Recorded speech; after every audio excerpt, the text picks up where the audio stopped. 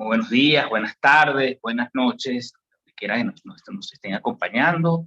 Sean pues bienvenidos a esta tercera sesión de la clase abierta de Derecho Internacional Público en la Universidad Metropolitana de Caracas.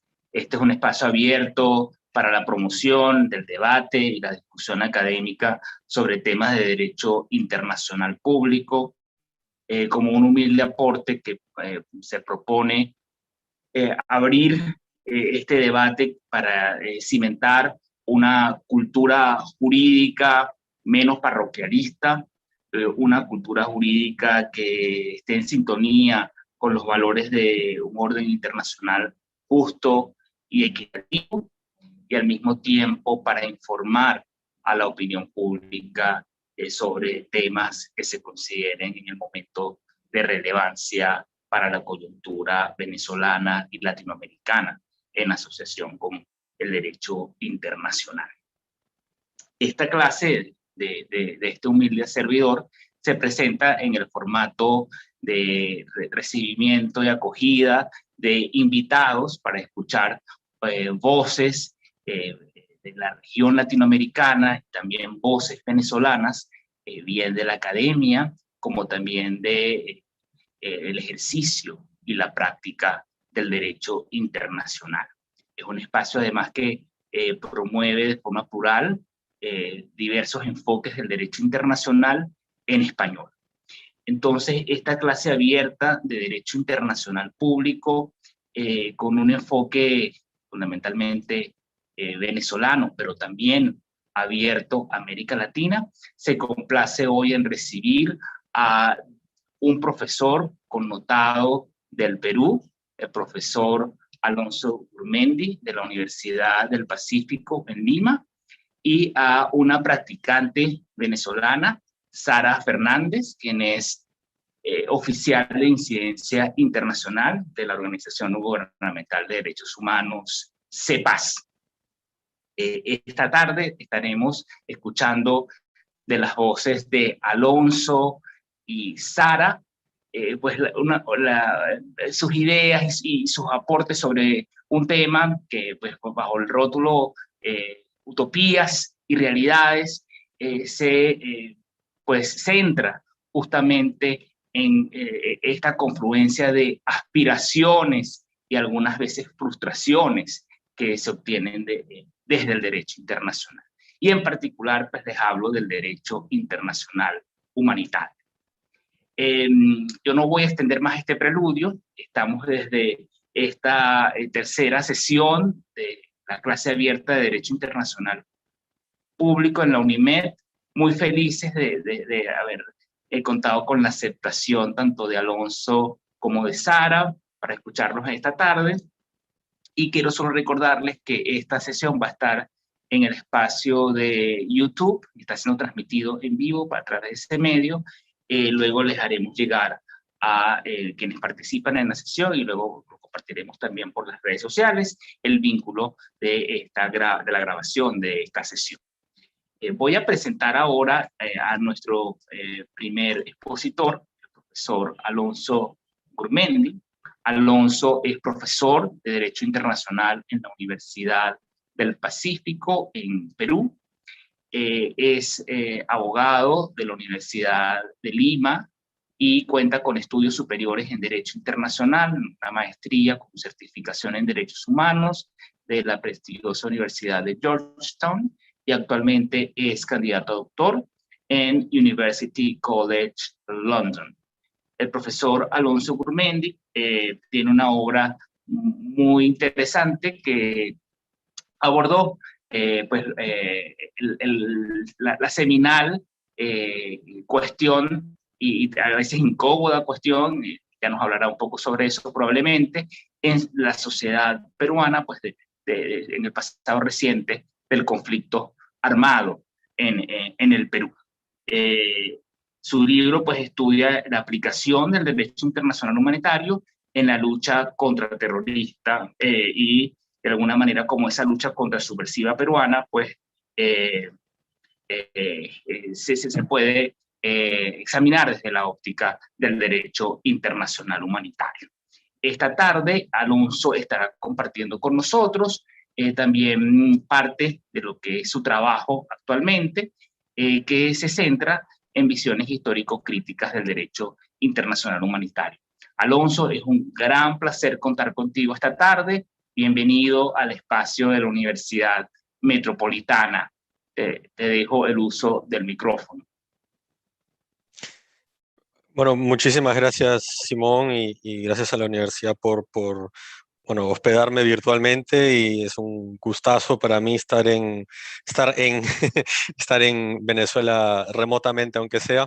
Estoy muy honrado y muy contento de estar con ustedes compartiendo mi investigación y lo que pueda tener que decir, ¿no?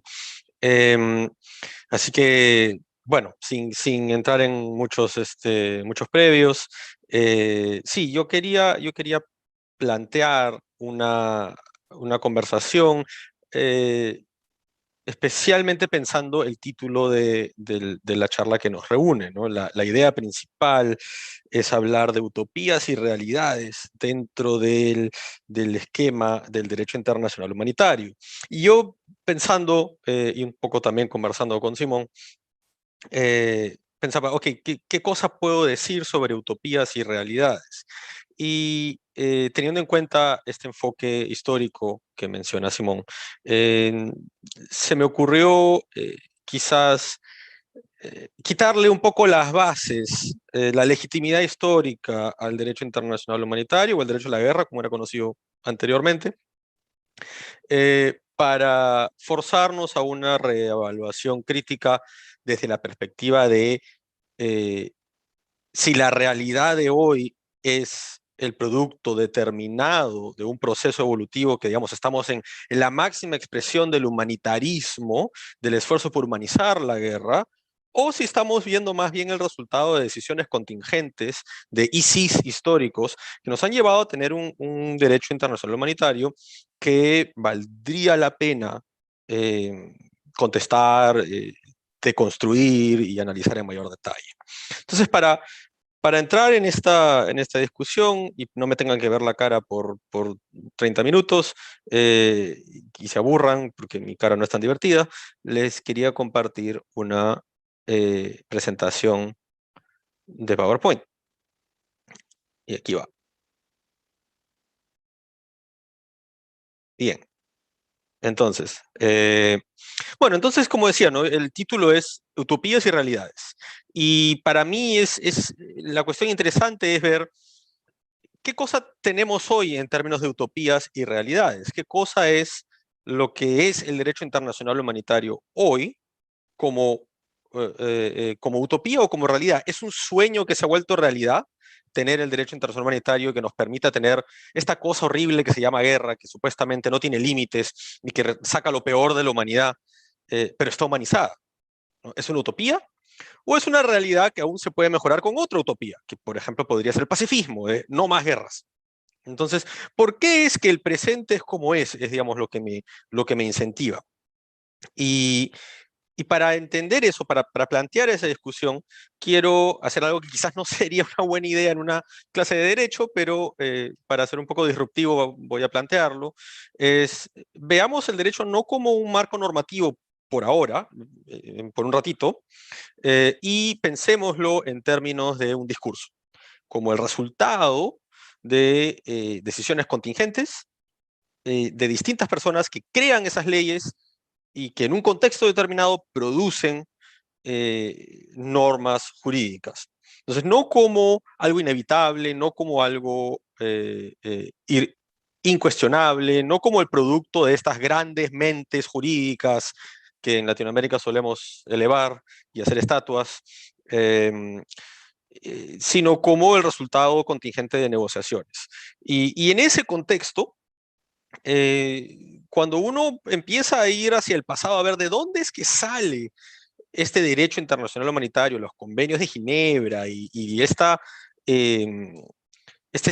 serie de normas consuetudinarias y convencionales que llamamos derecho internacional humanitario, vemos que antes de los convenios de Ginebra del 49, hay una historia previa, y es una historia del siglo XIX, que es una historia de la que llamamos esta guerra civilizada europea, ¿no? Donde los países europeos deciden que en la forma de entablar un conflicto, una guerra, determina la capacidad de ser civilizados, porque el derecho internacional era un discurso en términos de civilización. Los países civilizados pueden cumplir con el derecho internacional, los no civilizados no son parte del club, no tienen derechos. Y eso es algo que está hasta el día de hoy en el Estatuto de la Corte Internacional de Justicia, con las opiniones de los juristas, ¿no? Y todas estas cosas que vienen del estándar de civilización, que es una mancha que el derecho internacional moderno carga consigo. Y si lo traducimos a la perspectiva del derecho de la guerra, pues esta guerra, entre comillas, civilizada, eh, empieza en el siglo XIX en un momento en donde el estándar de lo que se concebía como guerra cambia. La guerra en el siglo XVII, en el siglo XVIII, ¿no? Era como un torneo, ¿no? Un rey tenía su ejército, se iba a pelear con otro rey, y el que se quedaba sin tropas primero, perdía y se acabó. Pero durante el siglo XIX, en toda esta época positivista y nacionalista, la guerra cobra un significado diferente. Y ahí es donde entra este cuadro de Goya, es el 3 de mayo en Madrid. Es el 3 de mayo de 1808, pintado en 1814. ¿No? ¿Y qué cosa es lo que refleja? Bueno, ahí hay un civil, una persona común y silvestre, siendo ejecutada, fusilada por las tropas de Napoleón. ¿Qué es lo que había sucedido? Bueno, Napoleón invade España, y creo que todos sabemos la historia porque por eso es que somos independientes, eh, y gana, ¿no? Depone a los reyes y se hace con el control del país. Y sin embargo, a diferencia de lo que mandaba la guerra tradicionalmente, la guerra no termina. La guerra peninsular, la invasión de Napoleón de España, no termina cuando los reyes de España deponen sus cargos, sino que la población española se alza en insurgencia en contra de la invasión napoleónica, ¿no? Y esta idea de los españoles le llamaban esta pequeña guerra, esta guerrilla, cambia un poco el formato de la guerra moderna, que ya no es un torneo entre reyes, sino se convierte en un fenómeno nacional, ¿no? En donde la ciudadanía empieza a participar de estas hostilidades. Y eso genera un quiebre de chip. ¿Por qué? Porque en ese momento, quien empieza a estudiar la guerra en ese momento es Clausewitz, que plantea esta idea de la guerra como la persecución de la política por otros medios, y la idea de la guerra total, y la idea de lo mejor que uno puede hacer para ser exitoso y para ser, digamos, más humano en la guerra, para ser civilizado, es que la guerra sea rápida, vigorosa, energética, violenta, ¿no? Eh, Bajo la idea de este torneo en donde si uno derrota al otro bando rápido, se acaba la guerra y volvemos a la paz, ¿no? Pero esto no encajaba con una guerra nacional, en donde la ciudadanía se alza en armas y resiste. Cuando ocurre la guerra franco-prusiana en 1970, la guerra per se dura menos de un año, pero la insurgencia que prosigue de la ciudadanía francesa contra la invasión prusiana dura 4 años. Entonces, hay un problema ahí de la narrativa predominante en el siglo XIX de que la guerra debe ser violenta, dura, para que hayan pocas guerras, y la realidad política de que la guerra estaba cambiando. La gente, los civiles, estaban participando cada vez más de los conflictos. Y esta idea de los civiles como partícipes del conflicto va a ser, digamos, un fenómeno recurrente en la historia del derecho internacional humanitario que conocemos hoy. Pero esa historia nos marca ciertos pasos, ciertos momentos históricos que nos informan de dónde es que salen las reglas que hoy en día utilizamos. Entonces, si vamos un poco más hacia el futuro, ya no en 1808, sino en 1870, en los 1870s, con la conferencia de Bruselas de 1874, empezamos a ver esos orígenes de las normas que tenemos hoy, que hoy en día entendemos de formas totalmente diferentes a como fueron entendidas al momento en que se negociaron, ¿no? Por, porque entendidas en su contexto, nos llevan a la conclusión de que en efecto había un fenómeno ahí de qué cosa era la guerra, qué cosa se hacía con la guerra y qué cosa no se hacía con la guerra, ¿no? Y en esta idea de la guerra brutal, la guerra eh, vigorosa, digámosle, como la mejor forma de guerra. Lo más rápido posible, lo más horrible posible, eso es lo mejor. ¿Y cuál era la discusión en la conferencia de Bruselas? Bueno, la discusión era sobre algo que nosotros llamamos el levantamiento en masa, o el levé en masse en francés, que yo no sé y no quiero destruir, así que voy a decir levantamiento en masa. ¿No? ¿Cuál era el problema? Que los países autodenominados pequeños países, en la conferencia de Bruselas, Bélgica, los Países Bajos, Suiza, ¿no? Creían en la guerra dura, la guerra a rajatabla, pero tenían miedo de ser invadidos. Es decir, si uno se va a la guerra entre Francia y Alemania, nadie va a invadir toda Alemania o toda Francia. Siempre va a haber un pedazo de Francia o de Alemania independiente que va a continuar la guerra. Nunca va a haber un exterminio total de Alemania o de Francia. Pero Bélgica es bien fácil de invadir porque somos bien pequeños. Y por lo tanto, necesitamos que el derecho que regule la guerra, esta guerra nacional en donde los ciudadanos se alzan en armas a resistir las ocupaciones, nos dé un derecho a ser combatientes beligerantes en una ocupación. Entonces, este señor que está en la imagen, que se llama François Auguste Baron de Lambermont, era el delegado belga en la conferencia de Bruselas de 1874. Y él es el que plantea esta idea del derecho a la insurgencia. Y que cuando uno se alza en armas, recibe estatuto de beligerante. Es un combatiente, ¿no? Mientras que las grandes potencias como Alemania, como Rusia, planteaban que no, cuando uno ocupa un territorio, la población no tiene derecho a alzarse en armas, porque obviamente el torneo de la guerra ya terminó. La guerra tiene que ser horrible para que sea rápida. Entonces, cuando uno llega e invade un país, la población tiene que quedarse tranquila, sentada en sus casas y aceptar que hay un nuevo soberano. Obviamente eso no tiene sentido en el mundo de las guerras nacionales, pero aún así se entabla una discusión entre Rusia y Alemania y Bélgica y Holanda, ¿no? Cada uno en su lado. Y la única forma que logran encontrar un punto medio es en la idea del levantamiento en masa, que dice que cuando un ejército está entrando a ocupar un territorio, la población puede alzarse en armas. Pero una vez que es ocupada, ya no. ¿No? Entonces, reciben trato de prisionero de guerra quienes se alzan en armas para resistir una invasión, pero no quienes se alzan en armas una vez ya ocupado el territorio. Ese fue digamos, el compromise, ¿no? El acuerdo entre las partes, que no es la idea que tenemos hoy en día. Hoy en día hablamos de levantamiento en masa como, es uno de los requisitos de las personas que son parte del trato de prisionero de guerra.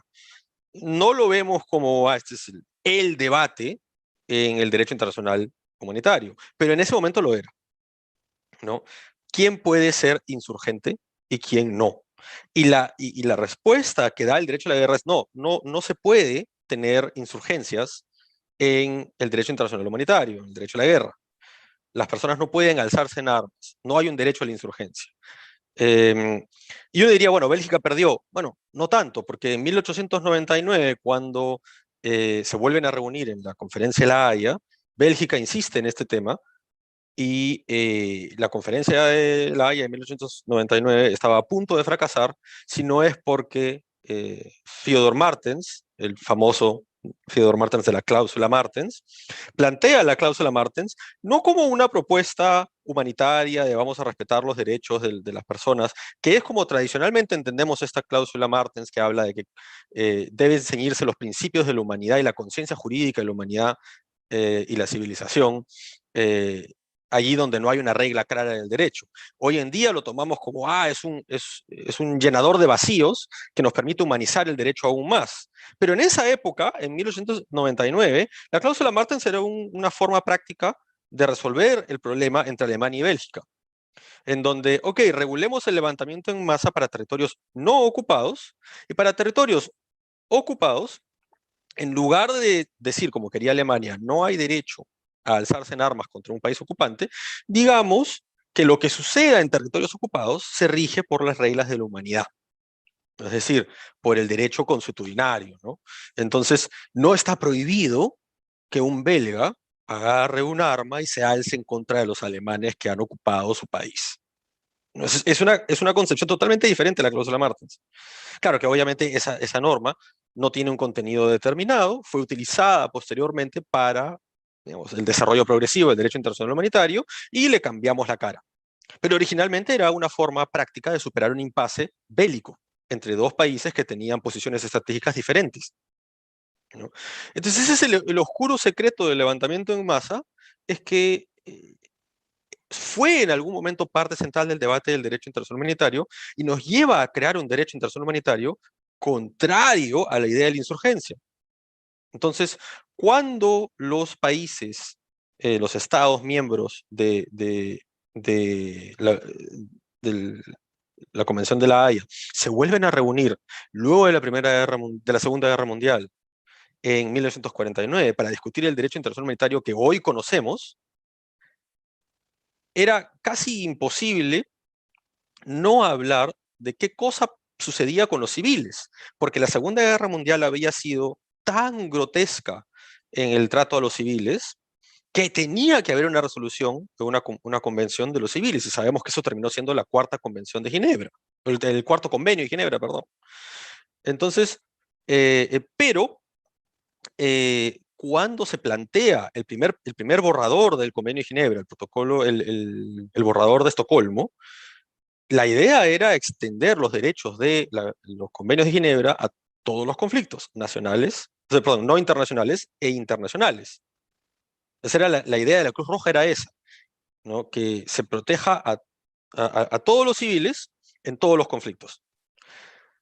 Pero las grandes potencias militares, dentro de este derecho internacional humanitario anti-insurgencia, se oponen. Dicen, no podemos extenderle derechos beligerantes a los insurgentes, porque es lo que han venido haciendo desde 1874. Entonces termina en un pacto de decir, ok, artículo 3 común, mini convención para los conflictos armados no internacionales, y toda la convención entera, todos los convenios de Ginebra, para los conflictos armados internacionales. Es de nuevo, es un compromise, es un punto medio al que se llega, ¿no? Es una especie eh, de suavizar las obligaciones que las potencias militares como el Reino Unido, como Estados Unidos, estaban asumiendo eh, en el marco de un derecho que no estaba pensado para los civiles. Un poco que la Cuarta Convención es impuesta al Reino Unido y a Estados Unidos por la realidad de la situación post Segunda Guerra Mundial, ¿no?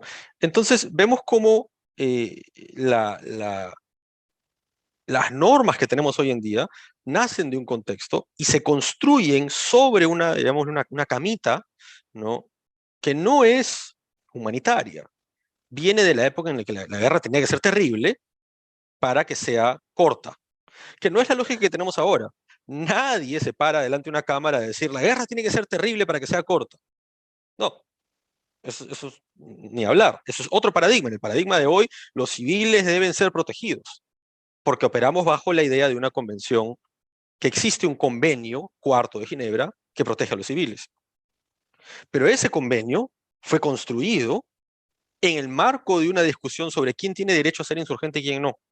Y por eso tenemos un artículo común 3 más reducido, porque justamente trata de temas de conflictos no internacionales.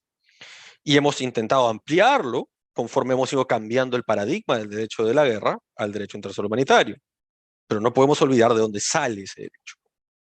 Lo mismo sucede con los bombardeos.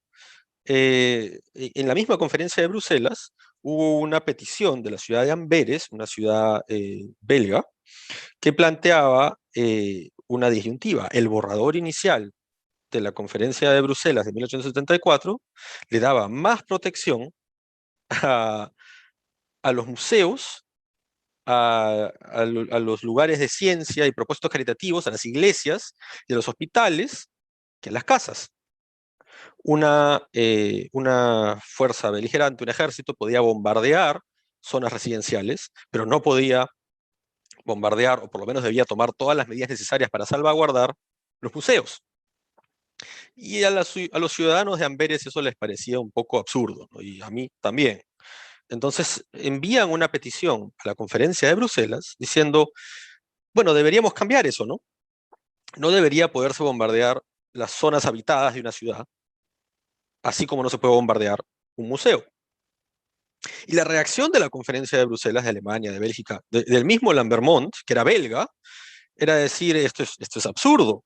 ¿Cómo se les ocurre a estos civiles que no entienden de guerra pedir que no bombardeemos ciudades? Si bombardear ciudades es digamos, es el pan con mantequilla de la guerra, ¿no? Es lo básico que hay que hacer.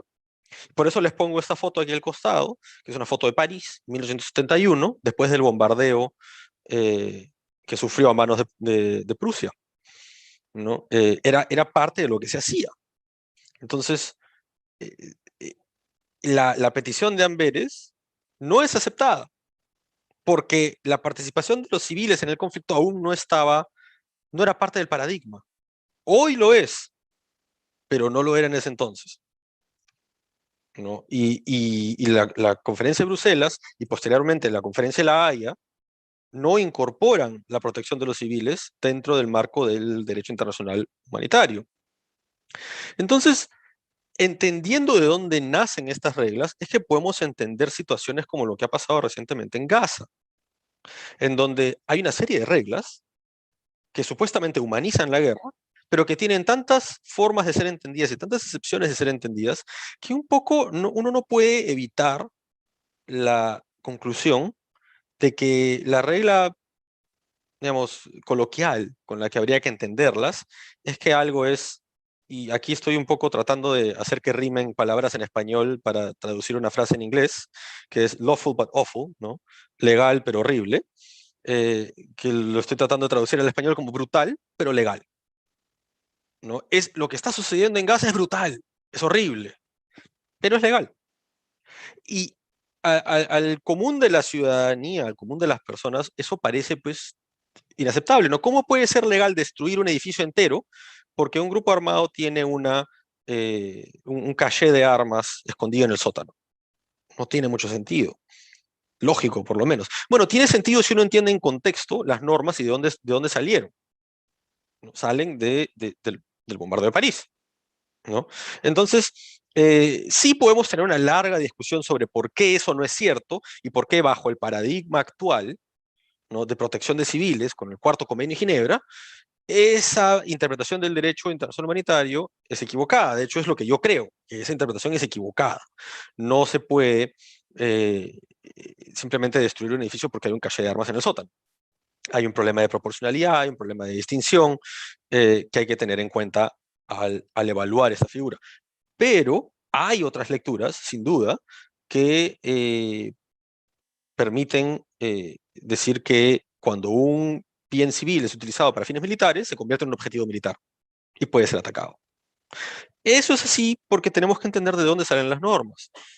Entonces, la cuestión, digamos, entrando ya al centro del asunto, y para tener cuidado de no excederme, estoy en veintitantos minutos, eh, la, eh, lo que yo planteo es más bien no ver al derecho internacional humanitario como el resultado inescapable, ¿no?, el resultado necesario de alguna especie de proceso de humanización de la guerra, ¿no? Esta idea de que el derecho internacional humanitario humaniza la guerra para volverla más humana, para volverla menos terrible, para tener una especie de guerra civilizada. Eso no existe. La guerra civilizada no existe. Toda guerra es una salvajada. Es la peor cosa que hacemos los seres humanos es irnos a la guerra. Es tan mala idea que nadie más lo hace. No hay otra criatura en este planeta que vaya a la guerra. Así de mala idea es, pero lo hacemos. Entonces, si cuestionamos el origen de las normas y decimos, bueno, de ahí vienen, por eso son así, podemos plantear mecanismos alternativos. Y las formas alternativas de entenderlo no son nuevas para América Latina, sobre todo América Latina. Y aquí es donde entran figuras del pasado, ¿no? Digamos, América Latina ha tenido roles prioritarios en el diseño de normas internacionales hasta el día de hoy. Ahí, por poner un ejemplo de varios, está la figura de Roque Sáenz Peña, que fue una figura crucial en la redacción del principio de no intervención en la Conferencia de La Habana de 1928, cuando Estados Unidos estaba planteando básicamente el estándar de unwilling or unable, que es tan americano y es tan estadounidense que no tiene traducción al español, eh, en donde Estados Unidos planteaba la idea de, bueno, si un país tiene una revolución o tiene problemas internos, un país civilizado, con esa frase, un país civilizado como Estados Unidos, tiene que ejercer un deber de policía, la famosa doctrina Monroe, ¿no? Yo te invado para protegerte de ti mismo, ¿no? Y la doctrina, la doctrina de no intervención latinoamericana era absoluta, nadie puede intervenir en un país porque hay una revolución. Y en 1928 Roque Sáenz Peña participa de digamos, las ideas de Roque Sáenz Peña terminan siendo esenciales para que en 1928 la conferencia de La Habana, la Conferencia Panamericana de La Habana, entre en un entrampamiento tal que para 1933 la región firma la Convención de Montevideo, la famosa Convención de Montevideo que todo el mundo cita para hablar de los elementos del Estado y que nadie cita para hablar de su verdadero rol revolucionario, que es la idea de que en el continente americano está prohibido ocupar territorios y la ocupación militar es una norma de derecho internacional humanitario, bastante común, digamos. Si uno habla en términos de derecho internacional humanitario tal cual es entendido desde la Conferencia de Bruselas del 74 hasta el día de hoy, la ocupación militar es básica, ¿no? Y sin embargo, la Convención de Montevideo de 1933 dice que está prohibido ocupar territorios de países latinoamericanos, de países americanos en la región. Eso es un cambio o sea, revolucionario y que no existe en otra parte. Ese es nuestro, es nuestro derecho internacional americano. Americano en el sentido continental, no nacional, ¿no?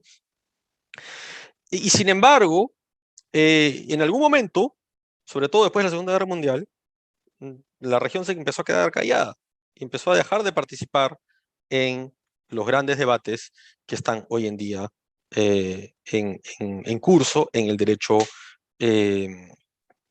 internacional humanitario y el derecho internacional en general. Hace poco hubo una área en el sistema de la ONU, organizada por México, eso sí, en donde se buscaba recibir opiniones sobre el uso de la fuerza y el estándar este del unwilling or unable. Y se recibieron varias opiniones, pero pocas de sustancia, de carne, latinoamericanas. Perú, por ejemplo, mi país, un poco que llegó a decir, hola, ¿cómo están? Y se fue. Y ese silencio es problemático para mí, porque estamos hablando de utopías y realidades, pues la región latinoamericana es una región en donde, digamos, hay muchos conflictos, es cierto, pero en líneas generales, por lo menos, tenemos una posición sobre el derecho internacional mucho más progresista que en otros lugares, en parte por la influencia del derecho interamericano y en parte por la misma historia de la región que tradicionalmente se ha opuesto a la guerra y al intervencionismo. Entonces, tomemos ese legado y utilicémoslo para plantear debates y para contestar, participar del debate global y no pensar que porque el conflicto está en Gaza no hay nada que decir, ¿no? Dejar de crear silencios, básicamente. Y así diría yo que en lugar de tratar al derecho internacional humanitario como una utopía que se ha vuelto realidad, empezar a tratar al derecho internacional humanitario como una realidad que hay que cambiar a través de posiciones que otros describirían como utópicas. Y ahí es donde hago donde dejo, digamos, la discusión al resto del panel y los asistentes. Y bueno, les agradezco muchísimo su atención y estoy muy atento a sus preguntas. Gracias. Muchísimas gracias, Alonso, por tu extraordinaria presentación esta tarde. Esencialmente haciendo esta revisión crítica bajo una contextualización histórica de la noción de la humanización de la guerra. Rescatamos en particular esta invitación, este apelativo tan sonoro del final de la presentación al rol que debe jugar América Latina y bajo este contraste, ¿no?, del pasado en el derecho internacional americano y, digamos, su presente y cuál puede ser pues, su futuro. Entonces creo que va a haber oportunidad para interesantes debates y una conversación con la audiencia sobre este particular tan, digamos, controversial, pero al mismo tiempo sexy y llamativo que introdujo Alonso en la conversación. Les invito a que puedan formular sus preguntas, dudas, inquietudes en la sección de preguntas y respuestas, quienes nos acompañan por Zoom. También se les puede permitir el uso del micrófono, pero para ellos deberán levantar la mano apropiadamente en el momento de la discusión, que será al final de la presentación de Sara Fernández, quien es nuestra segunda expositora esta tarde.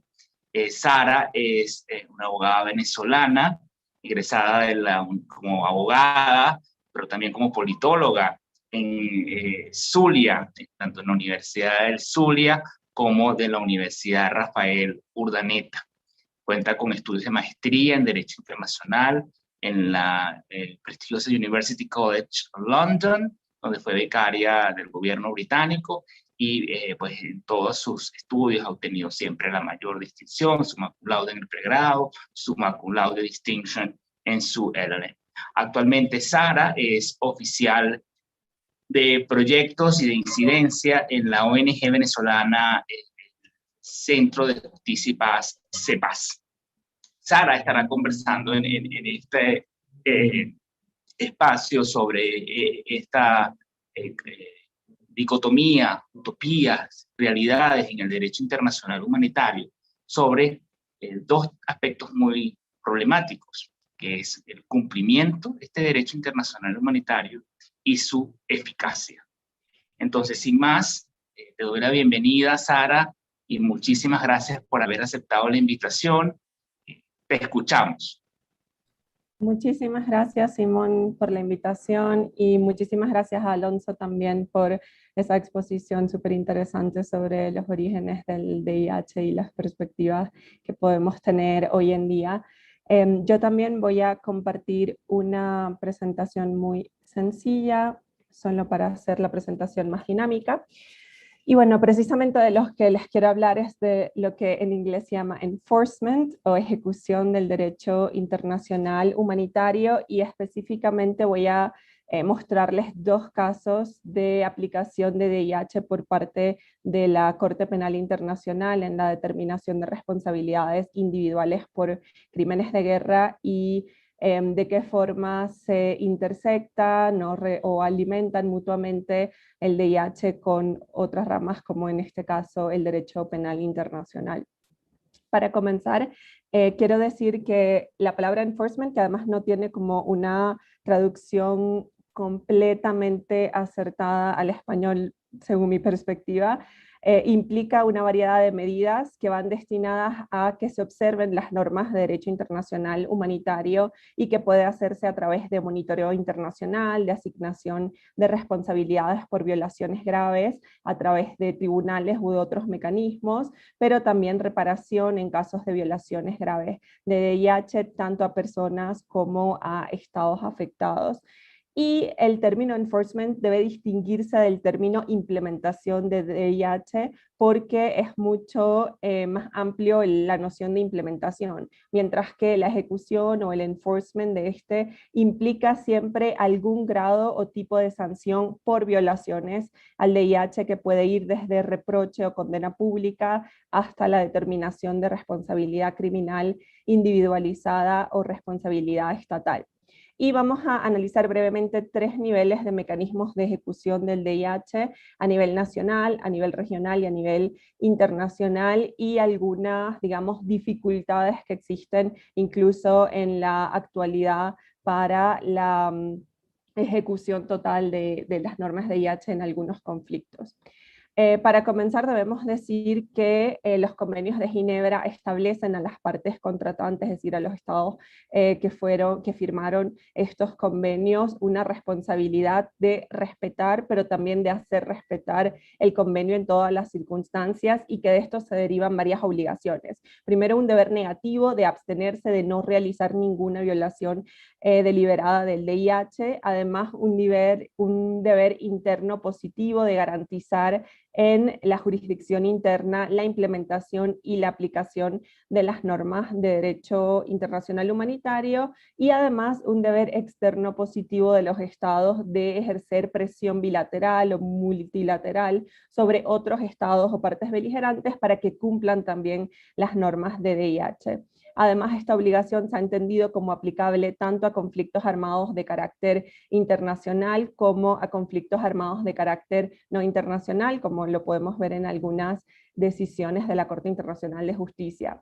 Pongo aquí esta cita de la Corte Internacional de Justicia en el caso de la legalidad en la consulta sobre la legalidad de la amenaza o el uso de armas nucleares, donde dice que una gran cantidad de reglas de derecho humanitario aplicable en los conflictos armados son tan fundamentales para el respeto de la persona humana y consideraciones elementales de humanidad que deben ser observados por todos los estados, hayan o no ratificado los convenios que contienen estas normas, porque constituyen principios intransgresibles de costumbre internacional, y con eso vemos que por lo menos en el criterio de la Corte Internacional de Justicia, estas normas no solo emanan de los convenios, sino que también muchas de ellas han pasado a ser normas de derecho internacional consuetudinario y por lo tanto implican una obligación incluso para estados no partes. A nivel nacional, ¿cómo se traduce esta obligación de los estados? Pues dado que el sistema internacional todavía está en gran parte basado en la figura del Estado, los estados por supuesto juegan un rol primordial en esta ejecución del DIH, y las obligaciones que tienen a su cargo incluyen el establecer legislación y reglamentos internos, instrucciones y órdenes militares o asesoría legal, capacitación y difusión de información pertinente, establecimiento de comités de DIH, preparación técnica y también determinación de responsabilidades penales por su violación a nivel interno. Además, los convenios de Ginebra y el protocolo adicional primero imponen a los estados una obligación de incorporar normas de DIH en la legislación nacional, específicamente o especialmente en lo que respecta a sancionar las graves violaciones. Además de eso, tenemos la aplicación de la jurisdicción universal todavía en construcción y crecimiento sobre violaciones que equivalgan a infracciones graves, acompañada también del principio de extraditar a quienes cometan estas violaciones o juzgarlos dentro de su jurisdicción. Aunque incluidos en el Convenio de Ginebra de 1949 e incorporados en la jurisdicción interna de los estados partes, la aplicación del principio de jurisdicción universal presenta algunos problemas, y uno de estos problemas para su aplicación hoy en día podemos verlo con el tema muy debatido de la inmunidad diplomática, es decir, qué sucede cuando un representante estatal que goza de inmunidad diplomática comete graves violaciones al derecho internacional humanitario, puede o no puede ser juzgado por las cortes de otro estado, haciendo caso omiso precisamente a esta inmunidad. Y bueno, se han presentado varios casos de alto perfil donde se ha discutido precisamente si crímenes de guerra o graves violaciones al derecho internacional humanitario pueden ser compatibles con el principio de inmunidad.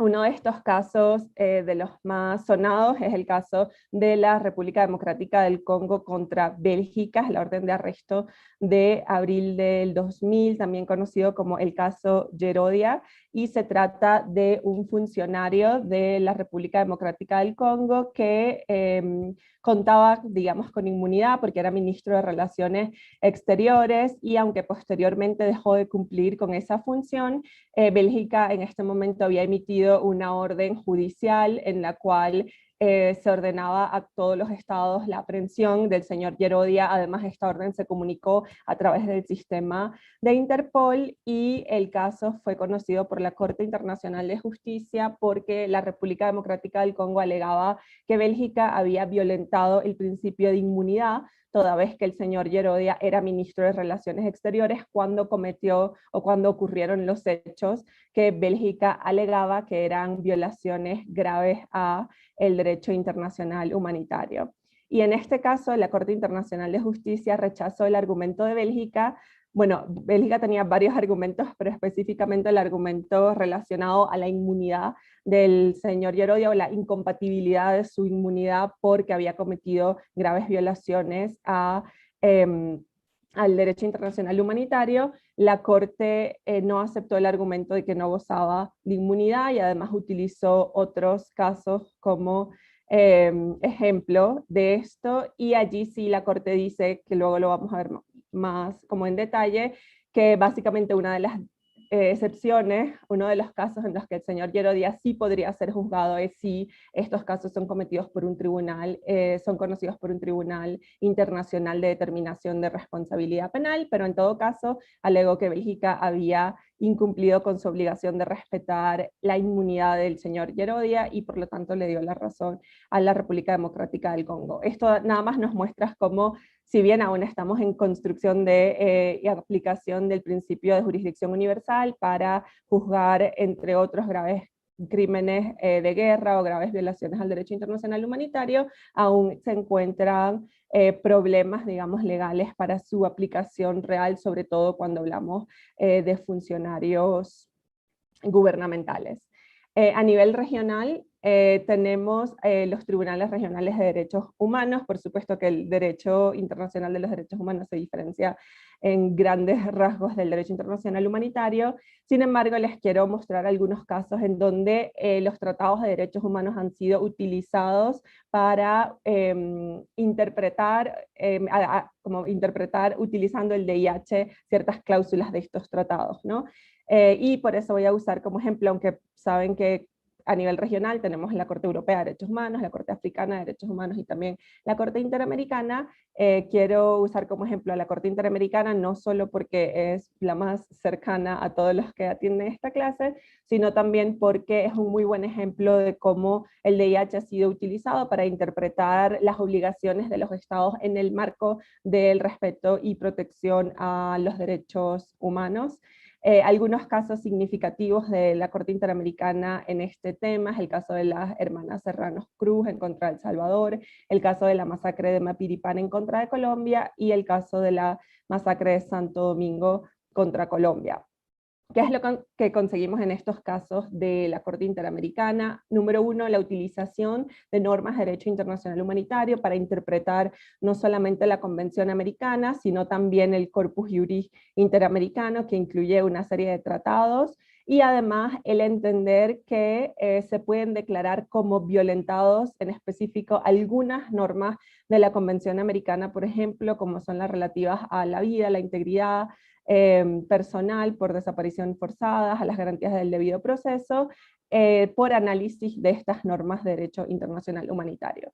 Un gran ejemplo es el caso de la masacre de Santo Domingo contra Colombia. Se trató de un enfrentamiento de las Fuerzas Armadas colombianas con la guerrilla de la FARC que sucedió en 1998, en el cual la Fuerza Armada utilizó un dispositivo clúster sobre un caserío denominado Santo Domingo, y ocasionó la muerte y lesiones de personas civiles.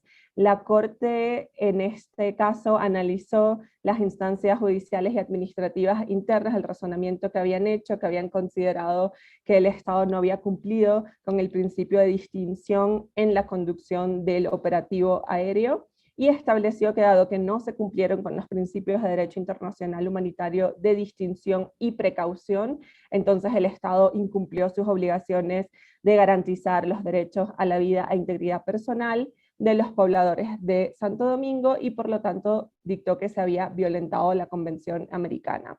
Y este es un buen ejemplo de, digamos, ejecución del DIH, que si no bien de normas específicas, porque se trata, por supuesto, de sistemas de derechos humanos, sí para analizar las normas provenientes, en este caso de la Convención Americana, incluso determinar que el Estado había incumplido con sus obligaciones adquiridas en el marco de la Convención.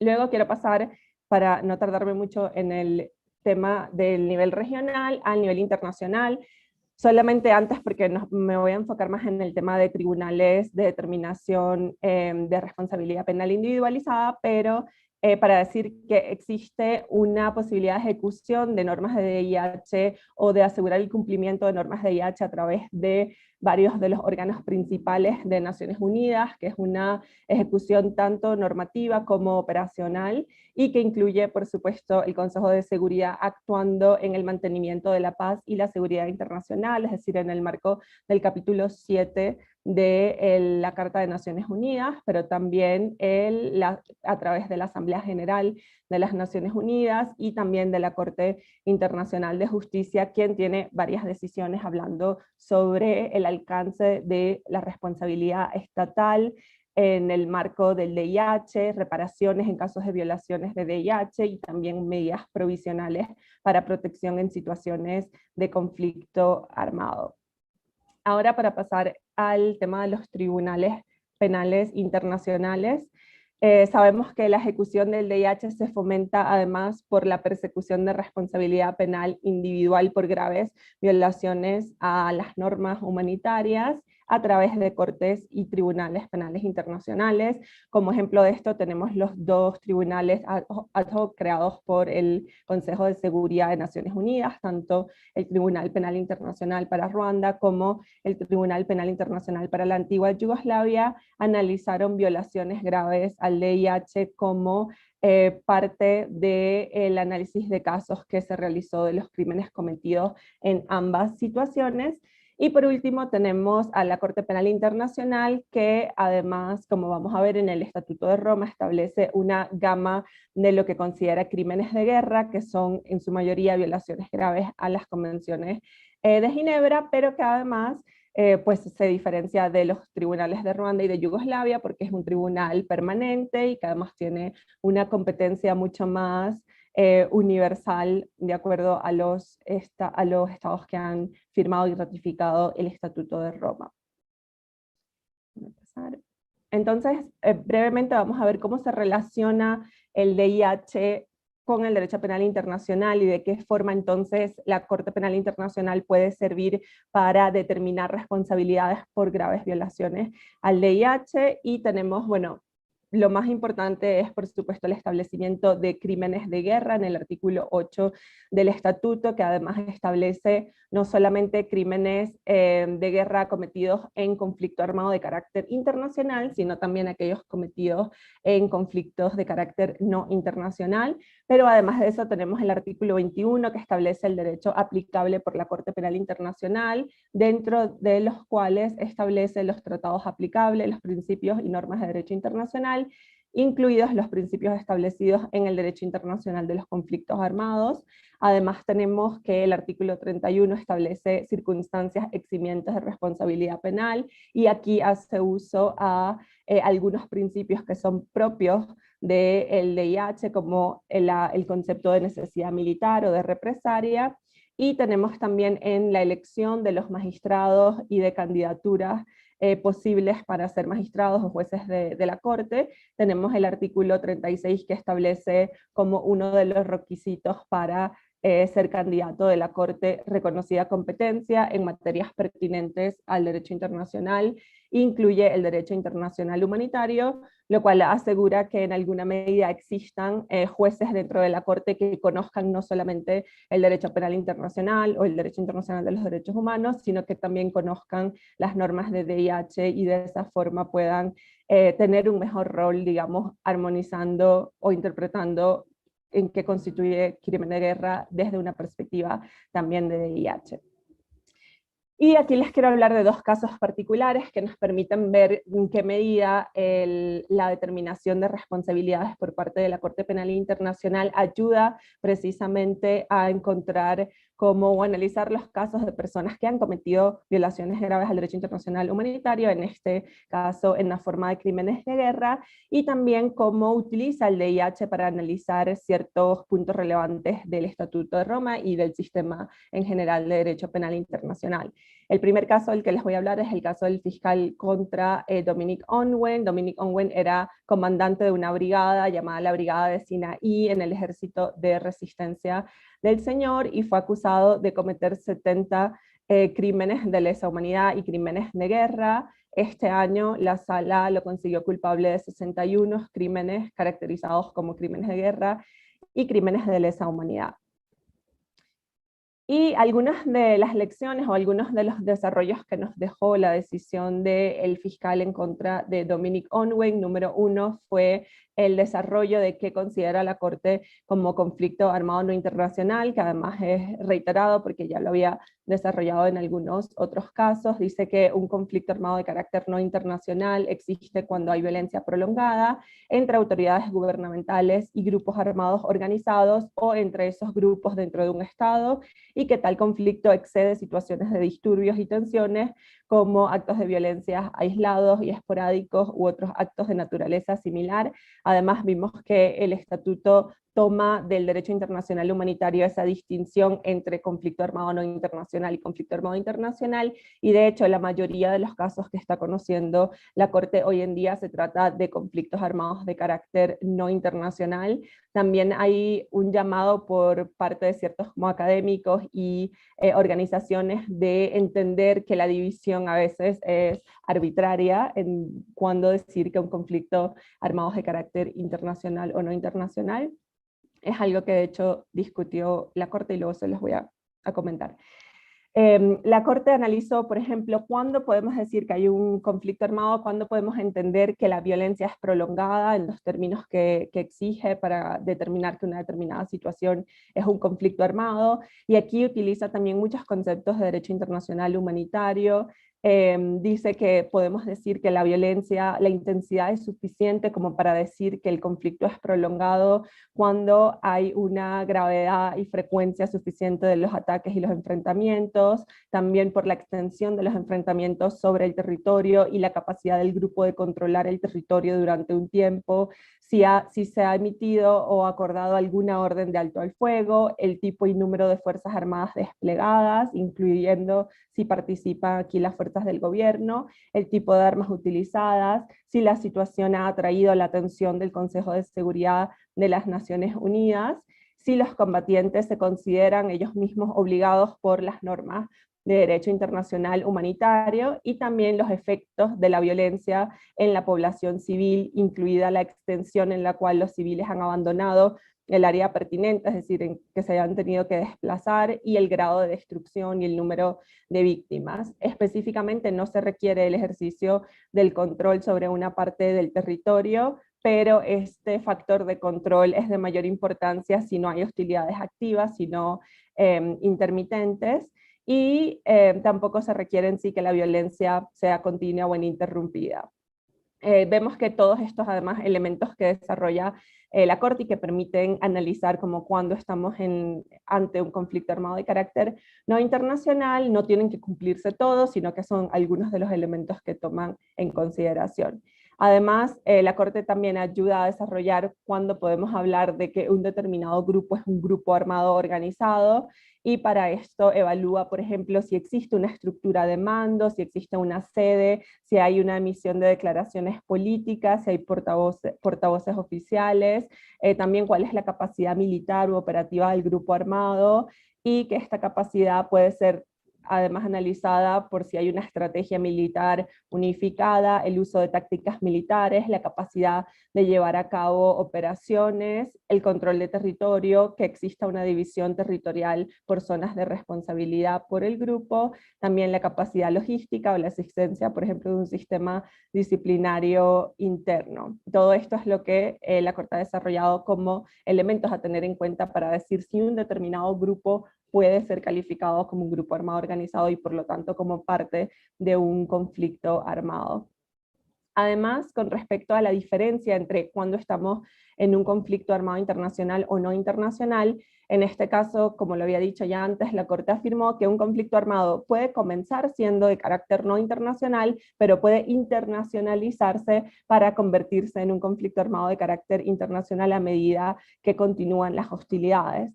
En este caso, por ejemplo, la Corte determinó que no se trataba de un conflicto que se haya internacionalizado, sino que seguía siendo un conflicto armado interno, y para eso desestimó como algunos alegatos que había hecho la defensa. Número uno, con respecto a que Joseph Kony, que era la cabeza del grupo armado, había realmente operado desde Sudán durante gran parte del tiempo durante los cuales ocurrieron los hechos. La Corte dijo que no es suficiente que la cabeza del grupo se encuentre en otro país para internacionalizar, digamos, el conflicto. Además, el hecho de que el grupo armado, que era el LRA, obtuvo armas que utilizó contra el gobierno de Uganda y que estas armas fueron obtenidas por Sudán. La Corte también determinó que esto no es suficiente si Sudán no tuvo un papel en la organización, la coordinación o la planificación de las fuerzas armadas y las acciones de grupo armado en el contexto. Luego, el otro caso que les quiero comentar es el caso del fiscal contra Bosco Ntaganda. Bosco Ntaganda era un subjefe de Estado Mayor y comandante de las Fuerzas Patrióticas para la Liberación del Congo, y también fue encontrado culpable de crímenes de guerra, además de crímenes de lesa humanidad, por hechos llevados a cabo en el distrito de Ituri, en la República Democrática del Congo, y esta decisión fue en el 2019 por parte de la Corte. Pero aquí hubo una apelación antes de que se consiguiera como condenado, como culpable a Bosco Ntaganda, y que creo que es bastante interesante con respecto a la unión entre DIH y la Corte Penal Internacional, y es que luego de la confirmación de cargos, la defensa apeló dos de los cargos, que eran los 6 y 9, y que se trataban de esclavitud sexual y de violación como crimen de guerra, según el artículo 8.2e6 del Estatuto de Roma. Y aquí la pregunta, o lo que alegaba la defensa, es que de acuerdo a normas de derecho internacional humanitario, la población protegida es población que está fuera de combate o que no participa activamente en las hostilidades. Por lo tanto, la Corte no podía entender que los crímenes de violación y esclavitud sexual hayan sido cometidos por Bosco Ntaganda y por el grupo armado en contra de sus mismos miembros, porque en este caso se trataba de niños soldados que habían sido además reclutados por parte del grupo armado y que luego, como parte de su actividad dentro del grupo armado, habían sido sometidos a violación y a esclavitud sexual. Y la pregunta aquí era, ¿puede o no puede, de acuerdo al crimen de guerra, al Estatuto de Roma, entenderse que Bosco Ntaganda había cometido violación y esclavitud sexual en contra de sus propios miembros del grupo armado, que en este caso se trataba de niños soldados, y por eso la sala tuvo que hacer una interpretación de normas de derecho internacional humanitario?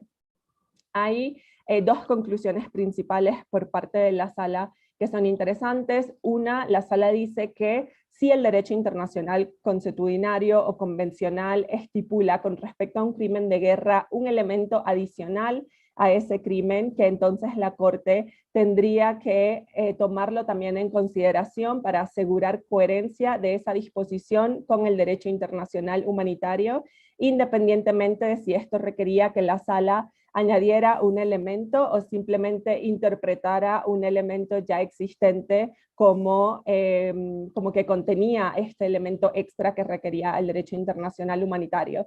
Y aquí se nota que la sala lo que busca hacer es precisamente hacer una interpretación de los crímenes de guerra que sea coherente, armonizada con las obligaciones que se tienen en el marco del derecho internacional humanitario, y entender los crímenes de guerra de forma coherente con lo que se entiende con graves violaciones al derecho internacional humanitario. Además, la Corte dijo que esto no viola el principio de legalidad reconocido en el artículo 22 del Estatuto de Roma, ya que protege a los imputados frente a una interpretación amplia de los elementos de los crímenes o su extensión por analogía, y que por lo tanto el artículo 22 no impide que la Corte identifique elementos adicionales que se establezcan en el derecho internacional humanitario para analizar un crimen de guerra específico.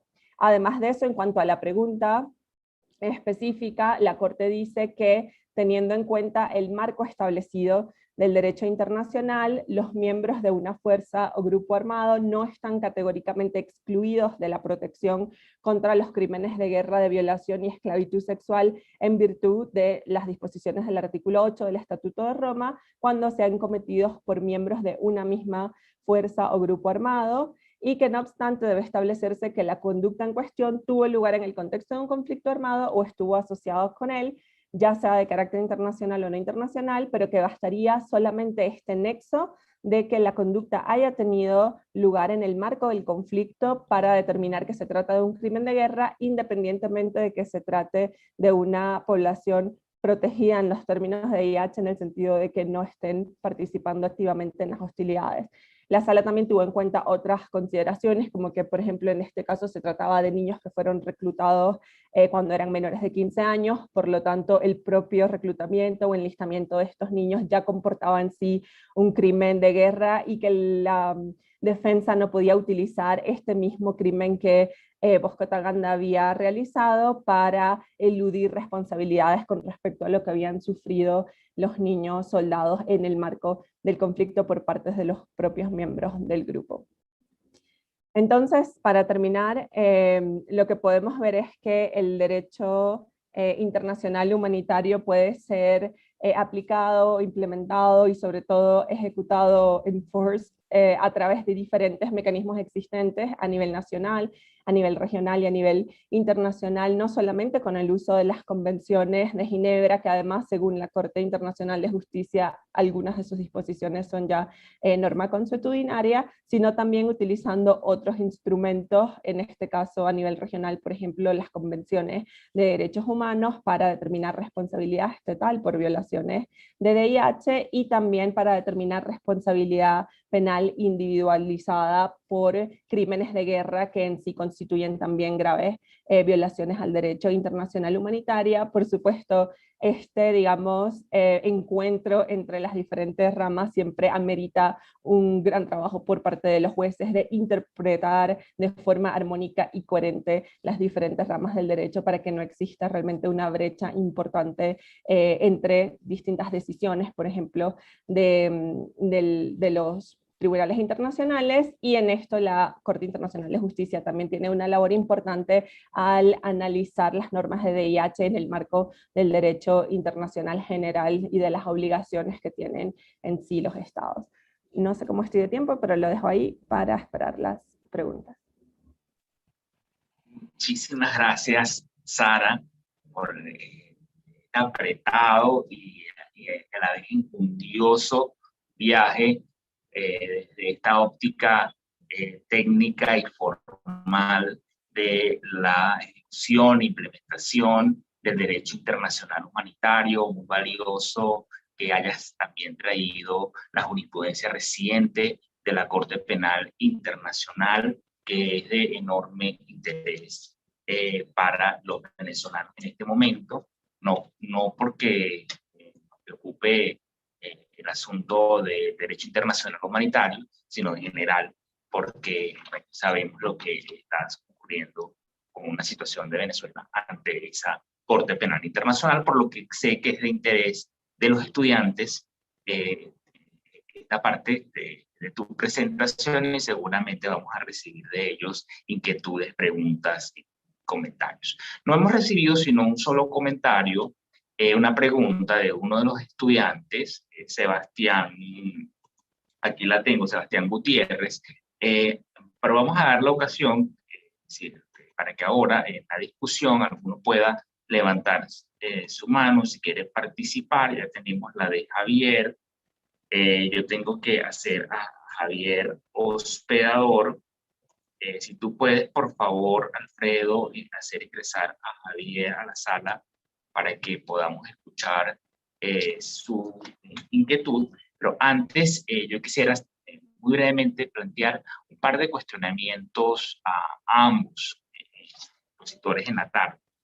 En particular, bueno, voy a comenzar en el orden, Alonso, que nos ha traído esta interesantísima disquisición sobre la noción de humanización de la guerra.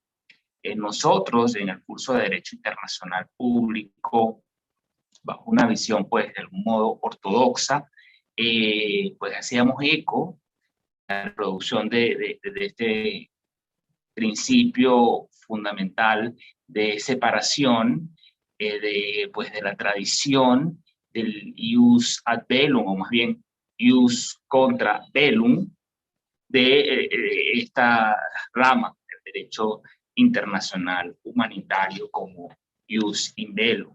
Leíamos también, pues, la consecuente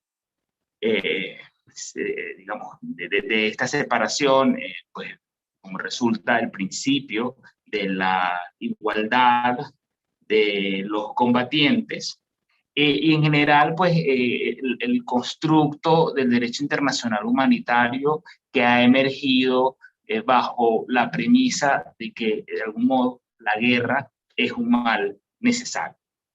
Y en ese entendido, pues a mí me capturó profundamente este pasaje que hacías por el derecho internacional americano, y en particular haciendo referencia a la Convención de Montevideo y la prohibición de la ocupación en territorio americano.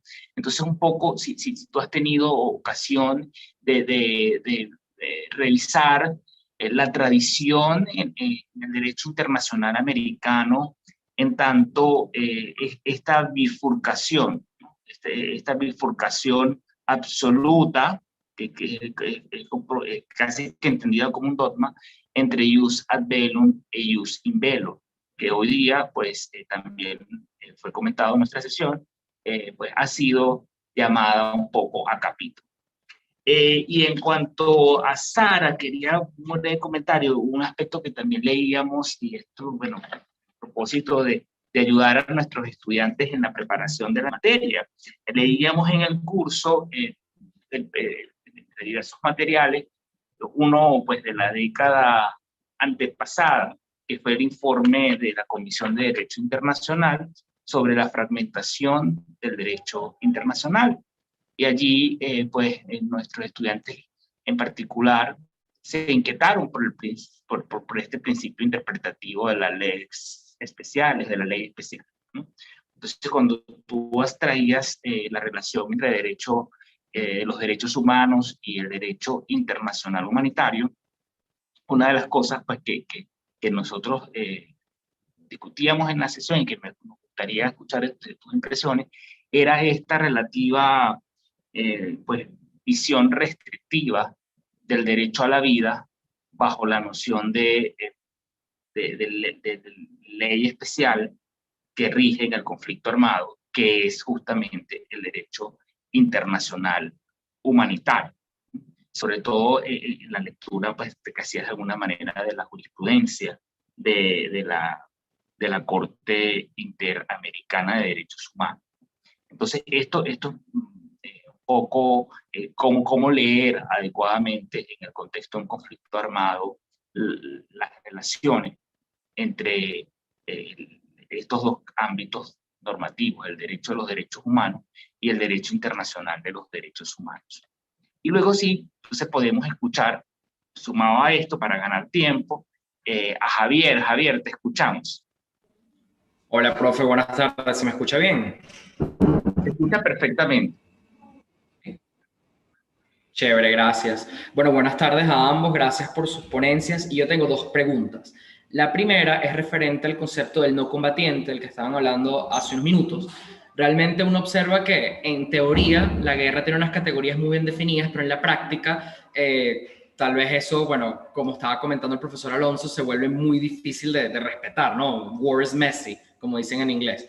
Entonces mi pregunta es si un individuo puede pasar de la categoría de no combatiente a combatiente y viceversa durante un conflicto armado por X y razón, ¿cómo queda el tema del derecho a la legítima defensa de los no combatientes? O sea, si yo soy un civil, tengo acceso a un arma, me defiendo porque un ejército agresor me está atacando, etcétera. Yo sigo siendo civil, pero en efecto participé en el conflicto, por así decirlo.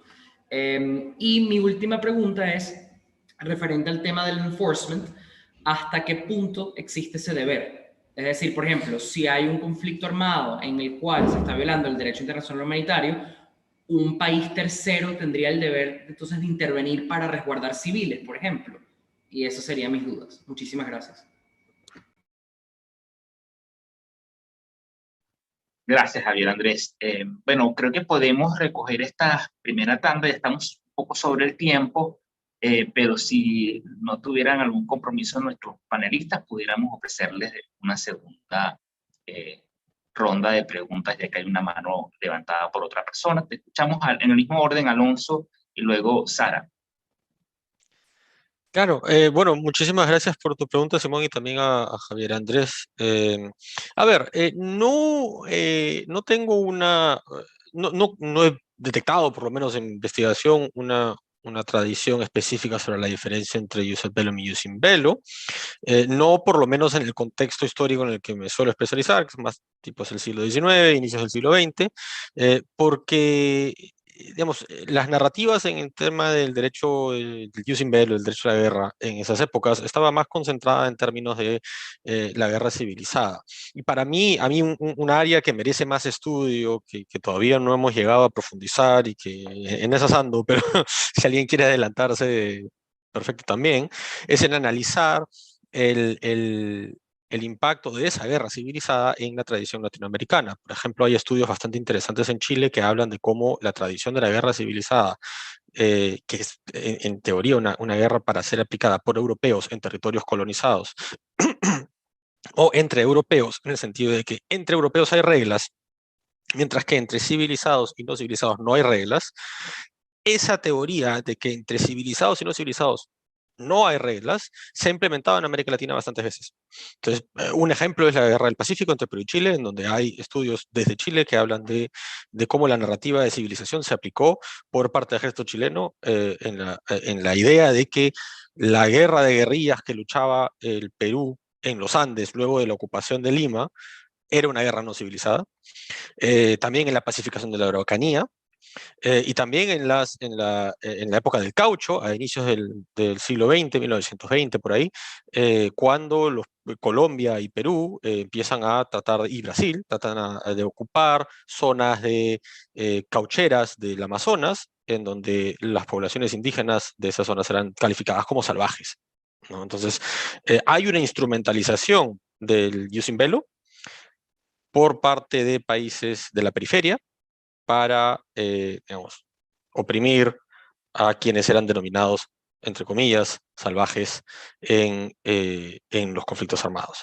Y esa es, diría yo, la tradición que heredamos, y es la tradición problemática que necesitamos explorar más y llegar a términos con, no tanto la separación con el jus in bello, porque, o sea, en América Latina la tradición ha sido que las guerras internacionales deben ser restringidas, ¿no?, por nuestra posición frente al principio de no intervención y libre determinación súper estricto que tenemos.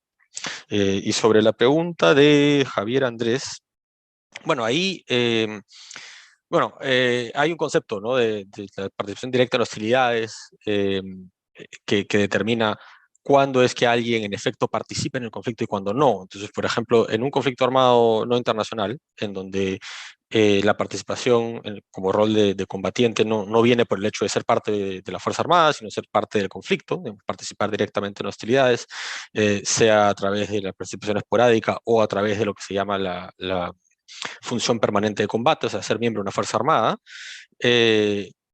Para participar en hostilidades tiene que haber un nexo con ese conflicto. Entonces, por ejemplo, si yo cojo una metralleta y disparo contra las fuerzas del Estado en defensa de un grupo de insurgentes, pues estoy participando en el conflicto y digamos, pierdo mi inmunidad civil mientras esté disparando. Si me vuelvo miembro de un grupo guerrillero, insurgente, lo que sea, también. Pero si asalto un banco, por ejemplo, sin ninguna relación con el conflicto, sin apoyar a ninguna de las partes, ese acto no se convierte en participación directa en hostilidades. No tiene un nexo con el conflicto armado, ni es hecho en ayuda de una de las partes. Y eso tiene bastante importancia en el contexto de Perú, de Colombia, de Venezuela, en donde hay grupos armados que están atados al narcotráfico. Porque, digamos, cometer el delito de narcotráfico no es participar directamente en hostilidades, es el equivalente a robar un banco. Entonces, ¿quién participa en conflictos armados digamos, y quién comete delitos? Es una discusión importante que los estados de América Latina tienen que aclarar. ¿Quién es parte de un cartel de la droga y quién es un grupo armado? Y esa es una discusión que ningún país ha hecho adecuadamente. Quizás a lo máximo ha sido Colombia, con la Directiva 15 del 2016, que no es muy detallada sobre cuándo se aplica cada estándar. Muchísimas gracias, Alonso. Vamos a escuchar ahora a Sara. Sí. Bueno, comienzo con la pregunta de Simón. Yo creo que el tema de fragmentación, de hecho, estaba como muy de moda hace algunos años. Hoy en día ha bajado un poco ya la investigación en fragmentación de decisiones, sobre todo de tribunales internacionales. Y los tribunales han hecho un esfuerzo por tomar en cuenta al menos lo dicho por otros cuando se trata de un tema en específico, pero obviamente algunas veces tienes que alejarte en el sentido de que las ramas del derecho pueden tener un enfoque distinto, un objetivo distinto o una población de protección distinta y por lo tanto a veces amerita alejarse de lo que dijo un tribunal sobre el tema, pero en otra decisión, ¿no? Lo vemos, por ejemplo, ahorita en el caso de Al-Bashir, de la Corte, de la Sala de Apelaciones de CPI, en donde básicamente se dice que el principio de inmunidad no opera cuando se trata de crímenes de lesa humanidad o crímenes de guerra, y vemos que esto contrasta con algunas decisiones tomadas, por ejemplo, por ICJ, pero bueno, son hechas con un marco normativo diferente. En el tema de derechos humanos y VIH sí existe, y esto lo ha dicho la Corte Interamericana, cuando existe un conflicto armado de carácter no internacional, existe por parte del Estado una doble responsabilidad del VIH y también de continuar implementando, cumpliendo, garantizando con las normas de derechos humanos que, por supuesto, en el caso de que haya un conflicto armado van a interpretarse a la luz del VIH.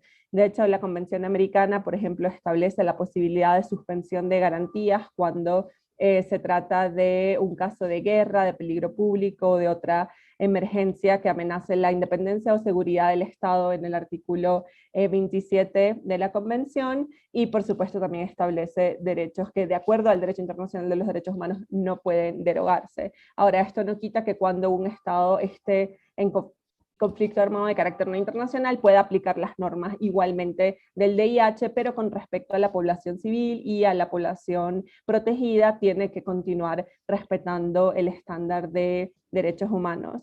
Yo creo que un buen ejemplo en cómo ciertos actos pueden ser regulados por distintas normas sin que necesariamente exista fragmentación entre las distintas ramas del derecho es el tema de los falsos positivos en Colombia.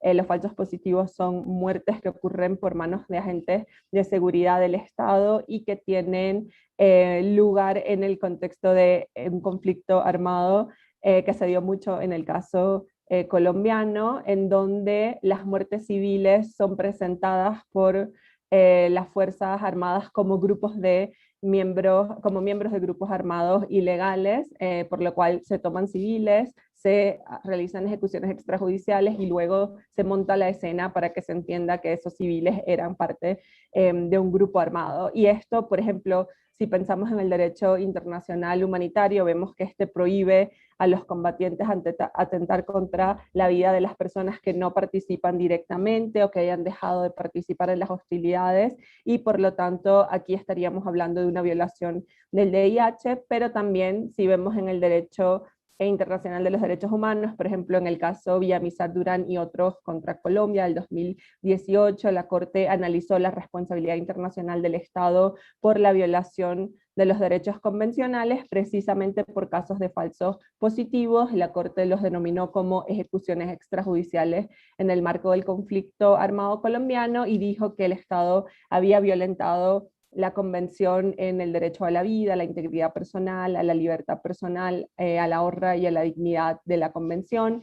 También vimos que Philip Alston en el 2010, cuando analizó los falsos positivos, dijo que constituían un patrón de ejecución extrajudicial, y eso es como el análisis que ha hecho el derecho internacional de los derechos humanos. Luego vemos que también los falsos positivos fueron tratados por la Fiscalía de la Corte Penal Internacional, por ejemplo, en el reporte de actividades de examen preliminar en el 2012, la Fiscalía dijo que tenía evidencia de que presuntamente actores estatales, en particular miembros de la Fuerza Armada, habían dado muerte intencional a civiles con el fin de potenciar su tasa de éxito en el marco del conflicto armado interno y de obtener incentivos monetarios por parte del Estado por decir que habían asesinado a miembros que no estarían protegidos por el DIH, que eran miembros de grupos armados contra los cuales estaban luchando, y de hecho la oficina de la Fiscalía denominó esto también como falsos positivos y dijo que esto constituía un crimen de guerra de acuerdo a lo establecido por el Estatuto de Roma.